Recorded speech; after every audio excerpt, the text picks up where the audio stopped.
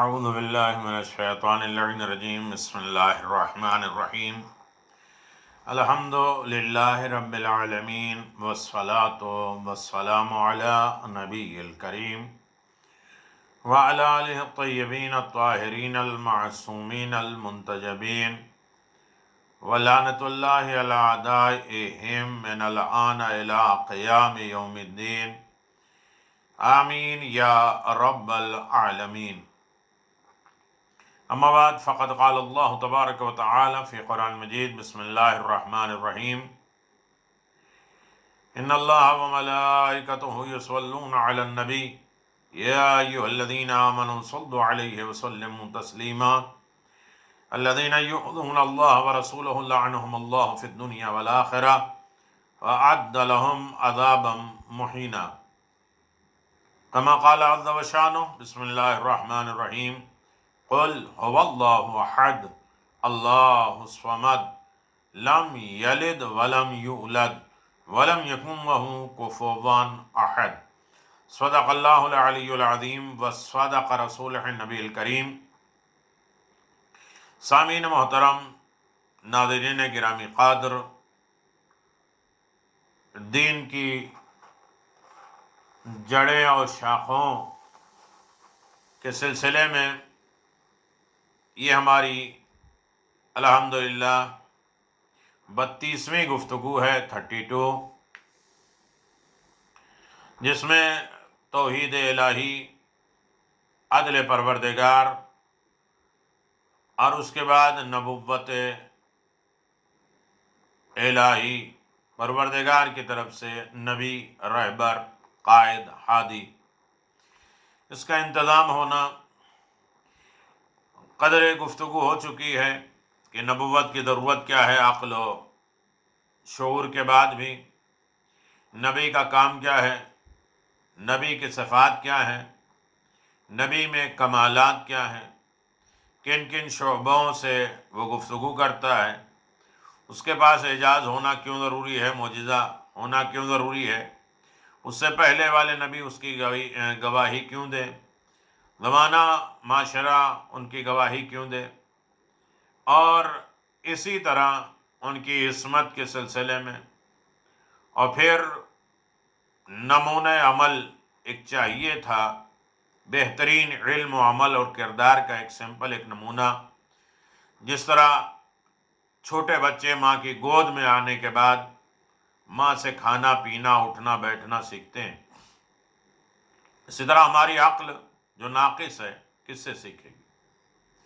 اور نبوت ایک طریقے کا اللہ کا احسان ہے، فیض ہے، کرم ہے اور مہربانیاں ہیں جو اللہ تبارک و تعالیٰ نے ہمارے لیے نبوت کا سلسلہ رکھا ہے. اب بات چل رہی تھی کہ نبوت میں کے نتائج کیا ہیں، اس کے اثرات کیا ہیں، اس کے فیوض و برکات کیا ہیں، اور کیسے کس اعتبار سے وہ ہمارے لیے فائدہ مند ہے. اس اعتبار سے گفتگو جاری و ساری ہے. اس میں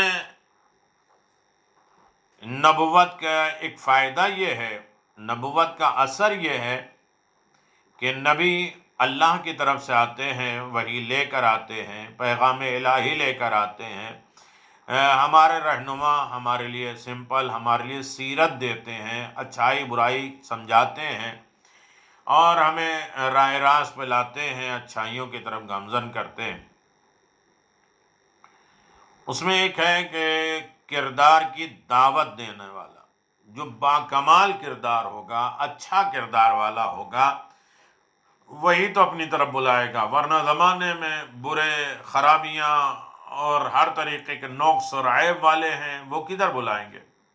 کردار، اخلاق، اچھائیوں اور نیکیوں کی طرف دعوت دینے والا نبی ہی ہوتا ہے.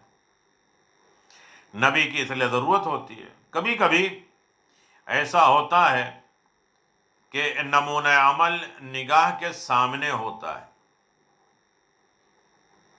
ہم جس کے نقش قدم پہ چلیں، جس کی اتباع کریں، جس کی پیروی کریں، وہ نمونہ عمل ہماری نگاہ کے سامنے ہوتا ہے. لیکن انسان کا عمل اس نمونے کے مطابق نہیں ہوتا. وہ سمپل کے مطابق نہیں ہوتا ہے، اور نمونہ بھی ٹوکنے کی صلاحیت نہیں ہوتی۔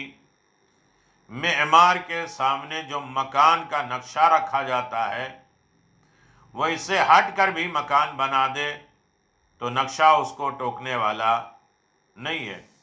جو میپ بنا ہے، جو نقشہ بنا ہے، جو انجینئر نے ڈیزائن کیا ہے، اس کے مطابق اگر نہ بنائے، اس کو تھوڑا سا ہیر پھیر کر دیں، بدلاؤ کر دیں، تو نقشہ تو نہیں ٹوکے گا، جو میپ ہے وہ نہیں روکے گا، اور وہ اس جہت سے مکمل طور پہ آزاد ہے کہ وہ ٹوکنے والا روکنے والا نہیں ہے۔ لیکن عقیدہ نبوت انسان کو اس نقطے کی طرف متوجہ کرتا ہے کہ یہ نمونہ کردار ساکت اور ثامت ہے، نہیں ہے۔ نبوت وہ کی ہے، میپ جو ہے وہ بولے گا نہیں، روکے گا ٹوکے گا نہیں، لیکن عقیدہ نبوت انسان کو اس نقطے کی طرف متوجہ کرتا ہے کہ یہ جو نمونہ عمل ہے، کردار ہے، یہ سمپل ہے، یہ سیرت ہے، یہ خاموش اور صامت نہیں ہے، یہ روکے گا بھی ٹوکے گا بھی متوجہ بھی کرے گا، بلکہ اس کی ذمہ داری دعوت کردار بھی ہے، کردار کی طرف بلانا اور اچھی طریقے سے رہنمائی کرنا، یہ اس کا کام ہے۔ اور وہ بشارت اور انداز کے ذریعے، اچھی بشارت، نیکیوں کے ذریعے، خوشخبریوں کے ذریعے اور ڈرانے والی چیزوں کے اعتبار سے بھی کے ذریعے انسان کو اپنے اتباع کی طرف دعوت بھی دیتا ہے۔ نبی بشیر و نذیر ہوتا ہے، خوشخبری بھی دینے والا ہے اور ڈرانے اور متوجہ بھی کرنے والا ہے، خوف دلانے والا، اس کی طرف اتباع کی دعوت دیتا ہے، وہ راہ راست پہ وہ بلاتا ہے۔ نبی نبوت کے علاوہ انسانی دنیا کا بلند سے بلند تر نمونہ کردار بھی اس بات کا ذمہ دار نہیں ہے کہ دوسرے لوگ یا دوسرے افراد کو دعوت اتباع دے، دعوت اطاعت دے۔ نبی کے علاوہ دنیا میں کوئی بھی انسان ایسا نمونہ عمل اور نمونہ کردار نہیں پیش کر سکتا، ذمہ دار ہے کہ دوسرے افراد کو وہ اتباع اور فالوور بنائے اور ان کی اتباع کروائے اور انہیں منوائے۔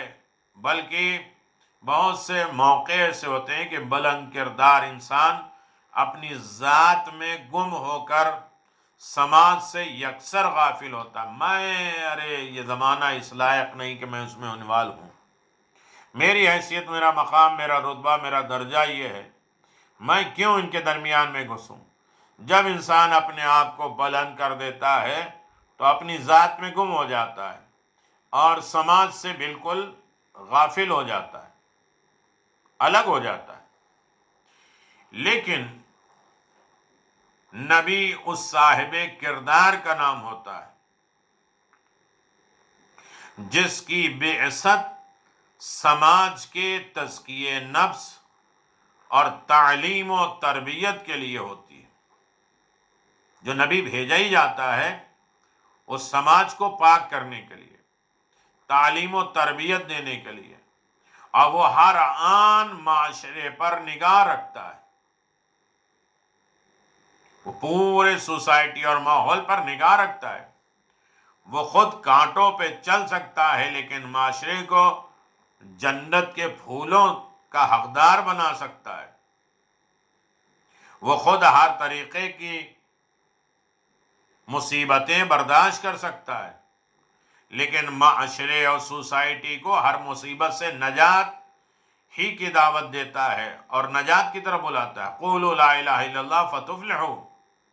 لوگ کانٹے پھینک رہے ہیں، اجڑیاں پھینک رہے ہیں، خش و خاشاک پھینک رہے ہیں، تانے دے رہے ہیں، پاگل اور دیوانہ کہہ رہے ہیں، لیکن نبی وہ ہوتا ہے جو نجات کی طرف بلا رہا ہے، مصیبتوں سے بچنے کی طرف بلا رہا ہے، جنت کا حقدار بنانے کے لیے اچھا کردار پیش کر رہا ہے، اچھی طرح اتباع کی دعوت دے رہا ہے۔ یہ اگر نبی نہ ہوتا تو کائنات میں کوئی بھی کسی کو اچھائی کی دعوت یا کردار کی دعوت نہیں دے سکتا، اس لیے کہ ہر شخص کے کردار میں کہیں نہ کہیں جھول، کہیں نہ کہیں نقص اور عیب ہوگا، اور جو نقص اور عیب ہو وہ اطاعت نہیں کرا سکتا۔ یہ نبی ہونا ضروری ہے۔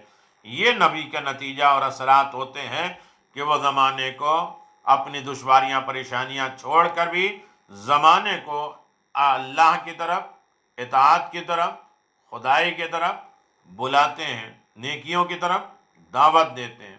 لہذا ایسے معاشرے میں ایسے نبی کا ہونا ضروری ہے جو اپنے کردار سے ماحول کو سجا دے، سنوار دے، لوگ کان میں انگلیاں بھی ڈالیں پھر بھی اس کی آواز سننے پہ تیار ہو جائیں، اور جوک در جوک راہ اسلام کی طرف آ جائیں کردار دیکھ کر، اور ابھی کلمہ نہ پڑھیں تب بھی ان کو صادق اور امین کہا جائے۔ کردار اتنا عالی ہے کہ اپنے کردار سے بلائیں۔ بہت سی چیزیں ہیں جو خاموش کے اعتبار سے ٹوک نہیں سکتی، روک نہیں سکتی۔ نبی بشارت دینے والا ہے، نبی نظارت دینے والا ہے، یعنی ڈرانے والا بھی ہے اور خوشخبری دینے والا ہے۔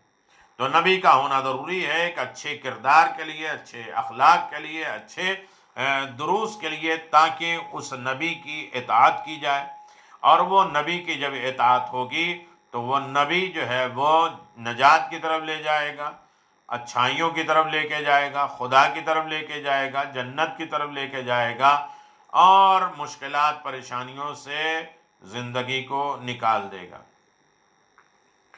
اب رہا مسئلہ یہ ہے کہ نبی کا ہونا ضروری ہے، کیوں ضروری ہے، وجہ کیا ہے، نبی کس لیے ہوتا ہے؟ یہ ارتباط ارض و سما ہے، زمین اور آسمان کے درمیان میں رابطے کا نام ہے نبوت۔ اگر نبی نہ ہوتا تو آسمانی فلک، آسمانی ملک، آسمانی باتیں زمین تک آتی کیسے؟ یہ زمین اور آسمان کے درمیان میں جو ربط و ضبط ہے، یہ ایک نتیجہ ہے، یہ اثر ہے نبوت کا ہونا۔ نبی کا ہونا اس بات کی علامت ہے کہ یقیناً نبی اس لیے ہوتا ہے کہ وہ زمین اور آسمان کے رابطے کو استوار کرتا ہے۔ زمین اپنے راستے کے اعتبار سے چلاتی ہے، یعنی نارمل انسان اگر سوچے اور غور کرے، مادی طور یہ بات مسلم ہو چکی ہے، مادی طور سے یہ ثابت ہو چکی ہے، یہ نیچر میں آ چکی ہے، اور یہ کنفرم ہو چکی ہے کہ زمین اور آسمان دو مختلف مخلوقات نہیں ہیں۔ زمین الگ مخلوق نہیں ہے اور آسمان الگ مخلوق نہیں ہے، بلکہ دونوں کی تخلیق میں گہرا ربط ہے۔ کہتے ہیں نا آسمان کیسے بنا؟ زمین میں جھاگ ہوئی، اس کی اسٹیم بنے، اس سے بادل بنے، آسمان بن گیا۔ لیکن دونوں کی خلقت، دونوں کی پیدائش، دونوں کا عالم وجود میں آنا، یہ بڑا گہرا رابطہ ہے، اور آسمان کی ہر حرکت زمین پر اثر انداز ہوتی ہے۔ آسمان میں جو بھی حرکتیں ہوتی ہیں اس کا اثر زمین پر ہوتا ہے، اور زمین کے ہر انقلاب کا نقشہ آسمان پہ دیکھا جاتا ہے۔ زمین پہ کیا ہو رہا ہے، اس کے سارے نقشے جو ہے وہ آسمان پر ظاہر ہیں، دکھائی دیتے ہیں۔ لہذا دونوں الگ نہیں ہیں۔ زمین کے رہنے والے آسمان کے چاند سورج ہی سے سردی اور گرمی حاصل کرتے ہیں۔ زمین پر رہنے والے آسمان سے بارش، سورج سے گرمی، چاند سے سردی، ہوا، فضا، یہ ساری چیزیں زمین والے آسمان سے حاصل کرتے ہیں۔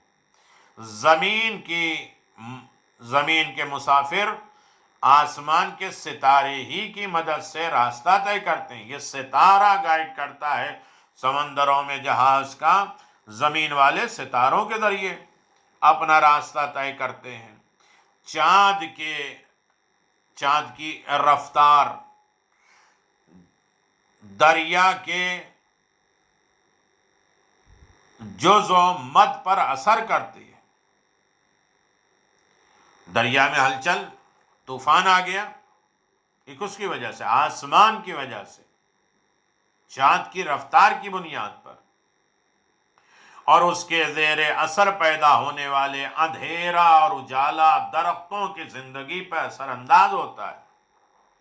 یہ اندھیرا اجالا بھی آسمان ہی کی طرف ہوتا ہے. کھانے کی چیزوں میں، درختوں میں، جاڑ میں، پودوں میں اس کے اثرات ہوتے ہیں. لیکن یہ ساری باتیں مادی دنیا کی ہیں.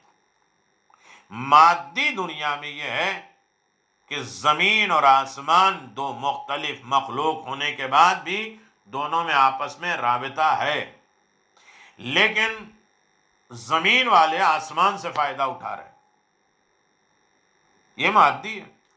سوال یہ پیدا ہوتا ہے کہ کیا روحانی اعتبار سے زمین کی دنیا آسمان سے بالکل الگ ہے؟ روحانی اعتبار سے زمین کی دنیا آسمان کی دنیا بالکل الگ ہے، یا وہاں بھی دونوں میں کوئی ارتباط پایا جاتا ہے، کوئی رابطہ پایا جاتا ہے، دونوں میں کوئی کنیکشن پایا جاتا ہے؟ آسمان اور زمین میں کوئی رابطہ، کوئی کنیکشن، کوئی ارتباط پایا جاتا ہے. اگر دونوں کا عالم، دونوں کی دنیا، دونوں کی تخلیق، دونوں کا وجود الگ الگ ہے تو یہ بات ناقابل تسلیم ہے. یہ ایکسپٹ نہیں کی جا سکتی، یہ قبول نہیں کی جا سکتی. اس لیے کہ ہم نے دونوں کے گہرے رابطے کا مسلسل مشاہدہ کیا. زمین اور آسمان ہمیشہ آپس میں بہترین رابطہ رکھتے ہیں، مشاہدہ کرتے ہیں. اور اگر دونوں میں ارتباط پایا جائے، دونوں میں رابطہ پایا جاتا ہے تو اس ارتباط کا وسیلہ کیا ہے؟ دونوں میں کنیکشن پایا جاتا ہے زمین اور آسمان میں. تو اس کو جوڑنے والا کون ہے؟ اس رابطے کا وسیلہ کیا ہے؟ اور اس کا اندازہ کس طرح لگایا جا سکتا ہے کہ دونوں میں رابطہ پایا جاتا ہے، دونوں میں کنیکشن پایا جاتا ہے؟ عقیدہ نبوت اس سوال کا بھی جواب ہے کہ آسمان کے رہنے والے زمین والوں کی ہدایت کے لیے اس طرح بھیجے جاتے ہیں. عقیدہ نبوت اس سوال کا بھی جواب ہے کہ آسمان کے رہنے والے زمین والوں کی ہدایت کے لیے اسی طرح بھیجے جاتے ہیں جس طرح مردہ زمینوں کو زندہ کر بنانے کے لیے آسمان سے بارش آتی ہے. مردہ زمین ہے، آسمان سے سلسلہ بارش ہوئی اور اس کے بعد اس کی مردگی ختم ہوئی اور اس میں حیات پیدا ہو گئی. اسی طرح سے عقیدہ نبوت بھی آسمان کے رہنے والے زمین والوں کی ہدایت کے لیے آتے ہیں. اسی طرح بھیجتے ہیں جس طرح مردہ زمین زندہ بنانے کے لیے آسمان سے بارش کا سلسلہ ہوتا ہے. نبی کی زندگی میں بشارت چاند کی خنکی ٹھنڈک ہے اور نظارت، نذیر ہونا تخفیت آفتاب کی حرارت ہے، سورج کی گرمی ہے. وہ شبنم کی طرح، اوس شبنم کی طرح تازگی، حیات عنایت کرتا ہے اور برق طبع کی طرح قوم عنی کا حکم صادر کرتا ہے. بشارت دیتا ہے تو ایک سے ایک کٹ حجت لوگ، جاہل لوگوں کو راہ راست پہ بلا دیا. کسی کو ابو ذر بنا دیا، سلمان بنا دیا، مقداد بنا دیا، رائے حیات بانٹ رہے. اور جو سمجھ بوجھ کے لائق نہیں تھا اس کو قوموا انی کہہ کے اپنی درگاہ سے، اپنی بارگاہ سے، اپنی بزم سے نکال دیا. صرف میری بزم سے نہیں نکلے، میرے دل سے نکل گئے، میرے عہدے منصب سب سے الگ ہو گئے. یہ نظارت ہے. یہ زمین اور آسمان کے درمیان میں رابطے کا ذریعہ ہے نبی. نبی مرسل اس زمانے کے اعلی شخصیت ہیں جو زمین کے رابطے کو، جہاں بھی رہیں، آسمان پہ رہیں تو آسمان کی منزلیں نچھاور کر رہی ہوں، بارش، سورج، چاند سب کے محتاج ہے زمین والے. لیکن جب یہی زمین پر آتے ہیں تو آسمان والے محتاج ہوتے ہیں. اب چاہے سورج کو پلٹا دیں، چاند کے 2 حصے کر دیں، ستارے کو اپنی ڈیوڑی پہ سجدہ کرا دیں، یہ بتانے کے لیے کہ ہمارا رابطہ اصل میں زمین اور آسمان کے درمیان میں کنیکشن اور رابطہ پیدا کر دیتا ہے. ہمیں جو چھوڑ دے اس کو ہم چھوڑ دیتے. وَخْذُلْ مَنْ خَذَلْ، انہیں چھوڑ دے علی کو، اللہ تو بھی انہیں چھوڑ دے. بلندیوں کا رابطہ منقطع ہو جاتا ہے اور انسان اس عالم میں تنہا رہ جاتا ہے. نہ کوئی بشارت دینے والا، نہ کوئی رہنمائی کرنے والا، نہ کوئی ہدایت کرنے والا. یہ رابطہ نبوت کی وجہ سے ہے، آسمان اور زمین کے درمیان میں کنیکشن پیدا ہونا. اور نبی کی وجہ سے آسمان سے رحمتیں آ رہی ہیں، ورنہ رحمتوں کا سلسلہ ختم ہو جائے. بارش کا سلسلہ، چاند، سورج، سب کچھ انہی کی وجہ سے پیدا ہوا. تو یہ رابطہ باقی ہے نبوت کی وجہ سے. یہ کنیکشن زمین اور آسمان میں ہے، چاہے زمین مردہ ہوتی آسمان کی وجہ سے، یہ نبوت کی وجہ سے. آسمان میں انقلاب پیدا ہوتا ہے زمین کی وجہ سے، یہ نبوت کی وجہ سے. سمندروں میں راستے دیکھے جاتے ہیں تو یعنی آتی ہے. سب آسمان میں ہوتے ہیں. یہ نبوت کے وسیلے سے اس میں دونوں میں رابطہ اور کنیکشن ہوتا ہے. اس لیے کہ سورج ہوتا اگر زمین نہ ہوتی تو کیا کام، بارش ہوتی زمین نہ ہوتی تو کیا کام. یہ آسمان اور زمین کے تمام فیوز و برکات کس کی وجہ سے؟ نبوت کی وجہ سے. دونوں میں آپس میں رابطہ موجود ہے. لہذا انسان اس بات کی طرف متوجہ ہو جائے کہ یقیناً انسان اس مرحلے پر آ جائے. اللہ تبارک و تعالیٰ نے نبوت جیسی عظیم دولت اور عظیم نعمت جو بنائی ہے، نازل کی ہے، انسانی ذاتی کمزوری کی بنا پر ہر وقت انسان کمزور ہے. الہی امداد، الہی مدد کی ضرورت ہے اسے. اسے فطری طور پر یہ احساس ہے کہ جس نے روز اول ضعف کو طاقت اور جہالت کو علم سے تبدیل کیا ہے، وہی آئندہ مشکلات میں بھی کام آ سکتا ہے. پہلے دن سے کمزور کو جو طاقتور بنایا، جہالت کو علم عطا کیا، وہی ہمیشہ مشکلات میں بھی کام آئے گا. لیکن اسے یہ احساس کھائے جا رہا ہے کہ جو نعمتیں مالک کے رحم و کرم کا تقاضا ہے، اس کے عدل و انصاف کا نتیجہ ہے، انہیں تو بہرحال عطا کرے گا۔ یہ احساس انسان کو کھائے جا رہا ہے کہ یہ نعمتیں جو مالک کا کرم ہے، رحم ہے، گناہ گار ہو، فرعون، شداد، نمرود ہو جاؤ، پھر بھی اس کا رحم و کرم تو جاری رہے گا، اس کا عدل و انصاف جاری رہے گا، چاہے شیطان بن جائے۔ اس کے علاوہ اگر کسی نعمت اور امداد کی ضرورت پڑ گئی تو اس کا سہارا کیا ہوگا؟ اگر کوئی نعمت، کوئی مدد کی ضرورت پڑ گئی تو اس کا سہارا کیا ہوگا؟ کس طریقے سے وہ مدد کرے گا؟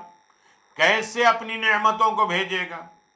میری ذات میں تو ایسی لیاقت اور قابلیت اور قدر نہیں ہے، اور نہ میری زبان میں ایسی تاثیر اور اثر پایا جاتا ہے کہ میرا مطالبہ خدا کی بارگاہ میں قابل قبول ہو جائے۔ نہ میرا عمل ایسا ہے، نہ میری زبان ایسی تاثیر ہے کہ میں خدا کو بلاؤں اور خدا میری مدد کرنے کے لیے آ جائے، نعمتوں کی بارش کر جائے۔ میری گزارش پر نعمتوں کا نازل ہونا ضرور ہو جائے گا، تو دوسرا راستہ کیا ہوگا؟ نعمتیں نازل ہوگی لیکن مدد کیسے ہوگی؟ نعمتیں بھی کس چیز کی شکل میں آئے گی؟ مدد بھی خدا کی کس صورت میں آئے گی؟ یہ تو مسئلہ ہو جائے گا نا دوسرا، کہ اللہ کی طرف سے نعمت تو آ رہی ہے، مدد تو آ رہی ہے، لیکن کس کے ذریعے؟ وہ نعمت کیا ہے، وہ مدد کیا ہے؟ ہم پکار رہے ہیں، بلا رہے ہیں پروردگار کو، لیکن خدا ہماری امداد بھی کر رہا ہے، ہمارے اوپر نعمتوں کے نچھاور بھی کر رہا ہے، لیکن وسیلہ کیا ہے؟ عقیدہ نبوت انسان کی اس ذہنی الجھن کا بھی علاج ہے، جو اسے اطمینان دلاتا ہے کہ جب اللہ ضعیف کو طاقتور بناتا ہے، جاہل کو علم دیتا ہے، ہر مشکلات کو آسان کرتا ہے، وہ دوسروں کو بھی دیتا ہے، نافرمانوں کو بھی دیتا ہے، اس کا عدل و انصاف جاری ہے، لیکن وہ نعمتیں، وہ مدد، نصرت، ایاک نعبد و ایاک نستعین، ہم تیری عبادت کرتے جو سے مدد چاہتے ہیں، تو وہ مدد کس وسیلے سے، کس شکل میں آئے گی، اور کس نعمت کا وہ شکل کیا ہوگا؟ ہم نہ مانگ سکتے ہیں اس لائق کہ ہماری زبان کا اثر وہاں تک جائے، نہ ہماری لیاقت ہے، قابلیت ہے کہ جو ہم کہیں وہ ہو جائے، تو پھر کیا ہوگا؟ تو ایک عقیدہ نبوت رکھنا پڑے گا جو انسان کے اس ذہنی الجھن کا بھی علاج بن جائے، جو اسے اطمینان دلاتا رہے، اسے سکون دلاتا رہے، اسے پرمطمئن کرتا رہے کہ اگر مطمئن کرتا رہے کہ اگر تیری زبان میں تاثیر نہیں ہے، اگر تیری زبان میں اثر نہیں ہے، اور تیرے کردار میں دم نہیں ہے، تیرے کردار میں وہ اثر نہیں ہے، وہ لیاقت نہیں ہے، وہ قابلیت نہیں ہے، تیری کردار نہ تیری زبان میں سے، تو ایک ایسا بندہ خدا بھی موجود ہو، ایک ایسا بندہ خدا موجود ہے جو مستجاب الدعوات ہے، ہر دعا کے قبولیت کا ذریعہ ہے، انہی کے وسیلے سے دعائیں قبول ہوتی ہیں، کو اپنی دعاؤں میں وسیلہ بناتے ہیں۔ ہم کیا ائمہ معصومین علیہ الصلوۃ والسلام بھی پیغمبر اسلام کا نام لے کر وسیلہ بناتے ہیں، وہ مستجاب الدعوات ہیں، ہر طریقے کی دعاؤں کی قبولیت کا ضامن وسیلہ ہیں، اور جس کی کوئی دعا رد نہیں ہو سکتی، پیغمبر کی کوئی دعا رد نہیں ہو سکتی۔ یہ الگ بات ہے کہ جناب نوح اتنے سال تک بد دعا کرتے رہے، اللہ اپنا رحم و کرم دکھاتا رہا، لیکن عذاب تو آیا، اللہ نبیوں کی بات کو رد نہیں کرتا. ہمارے پاس زبان نہیں، ہمارے پاس کردار نہیں ہے، ہمارے پاس وہ لیاقت اور قابلیت نہیں ہے کہ ہم خدا کی بارگاہ میں جائیں اور خدا ہماری ہیلپ اور مدد، ہماری نصرت کرے تو کسی وسیلے سے کرے گا. ہم انہیں اپنا وسیلہ بناتے ہیں جو مستجاب الدعوات ہیں، دعاؤں کو قبول کرنے کا بہترین وسیلہ ہے، جس کی کوئی دعا رد نہیں ہو سکتی. اور اسی طرح کسی وقت بھی اگر تو اسے وسیلہ بنا لے گا اور وہ بارگاہ احدیت میں عرض مدعا کر دیں گے، فریاد کر دیں گے، دعا مانگ لیں گے، تو ان کی دعا رد نہیں ہو سکتی کسی عالم میں. تیرا ہمارا سب کا مدعا بہرحال حاصل ہو جائے گا، دعائیں قبول ہو جائیں گی، ہمارا مقصد پورا ہو جائے گا. نبیوں کو اگر وسیلہ بنائے، نبی کی دعا رد نہیں ہوتی، دعائیں قبول ہوں گی، فریاد قبول ہوگی، استغاثہ اور مناجات قبول ہوں گے. ہر دکھ درد میں انسان قدردان کیا جائے گا، مانا جائے گا. لہذا ہمارے لیے ایسے فرد کا ہونا بھی ضروری ہے، استمداد اور مدد کے لیے، نعمتیں کا نزول کرنے کا ذریعہ بنے. ہمارے پاس وہ نہیں ہے، ہمارے پاس وہ کلچر نہیں ہے، ہمارے پاس وہ ماحول نہیں ہے، تو اللہ نے نبیوں کا سلسلہ رکھا ہے جن کے نام سے، جن کے وسیلے سے ہماری دعائیں قبول ہوتی ہیں، اللہ کی رحمت بھی آتی ہے، اور ساری مدد اور نصرت انہی کے وسیلے سے ملتی ہے، حاصل ہوتی ہے. لہذا نبی کے نتائج، اثرات ہونا ضروری اور فائدہ مند، یہ تمام چیزیں نبوت کے سلسلے میں ہے. اور نبوت اہم ترین عہدہ الہی ہے جو اپنی قوم کو رہنمائی کے لیے، نعمتوں کے باریابی کے لیے، ان کی دعا کی قبولیت کے لیے بارگاہ رب العزت تک ان کی آواز پہنچانے کا وسیلہ قرار دے، اور دنیا میں ہر طریقے کے لوگوں کی امداد کرے اور ان کے کام آ سکے، فتنے آفات سے انہیں الگ کر سکے، منزل نجات تک پہنچا سکے. وآخر دعوانا ان الحمد للہ رب العالمین، وصلی اللہ علی محمد وآلہ الطیبین الطاہرین المعصومین المنتجبین. اللہم صلی علی محمد وآل محمد وعجل فرج آل محمد، ولعنت اللہ علی اعدائہم اجمعین.